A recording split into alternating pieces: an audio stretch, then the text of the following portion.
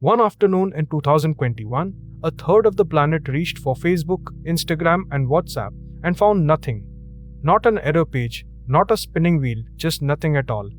For 6 hours, billions of people, and some of the best engineers alive, simply could not reach them, and nothing had been hacked. Here is what makes it strange. The servers were fine, the data centers had power, the software still worked. And yet, the company had, in a very real sense, vanished from the internet. Even its own staff were locked out of the building, because the door badges needed the network too. So, what actually disappeared? I find this the most quietly unnerving system on the internet, and almost nobody outside the field has heard its name. Because it does not run on the thing we associate with computers. It runs on trust. Plain, unverified trust between strangers who have never met. Start with the shape of it. The internet is not one network. It is roughly 100,000 separate ones. Phone companies, universities, governments, tech giants, each a little kingdom with its own borders. Your data has to cross from one kingdom to the next to reach anything at all.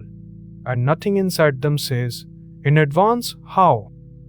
So they use a protocol called BGP, the Border Gateway Protocol. All day, every network stands at its border and announces to its neighbors, in effect, traffic for these addresses, send it to me. The neighbors pass the message along. And within minutes, the whole planet holds a rough map of who can reach whom. Now, here is the part that should give you pause. When a network makes that announcement, the others mostly just believe it. There is no central authority checking that the claim is even true. For decades, the core assumption was simply that everyone is honest and careful. Announce the wrong thing, and the internet quietly rearranges itself around your mistake. Which is exactly what happened in 2001. That company pushed a faulty update and accidentally withdrew its own announcements. It stood at its border and told the world, in effect, do not send anything here. The world obeyed.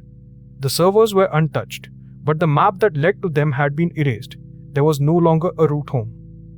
And the accident has an evil twin. Back in 2008, a telecom in Pakistan tried to block one video site inside its own borders and fumbled the announcement out to the entire world. For hours, a slice of the planet's traffic to that site was funneled into Pakistan. Not hacked. Just misdirected by a single false claim that nobody was positioned to refuse. And this is not some rare event. Route leaks and hijacks happen thousands of times a year, most too small to notice. Everyone is the same story. One network says, trust me, and the rest, by design, do. The most consequential conversation on earth runs almost entirely on the honor system. And here is where I get impatient. Because there are fixes. There are cryptographic ways to sign these announcements so that a lie can be rejected on site. They have existed for years. Adoption is partial, creeping, and slow because the system mostly works and there is no glory in reinforcing a wall that has not fallen this week. So the next time everything simply loads, remember what is holding it up. Not steel, not law, but a quiet agreement among 100,000 strangers to believe each other's directions. Every packet you send is riding on that trust.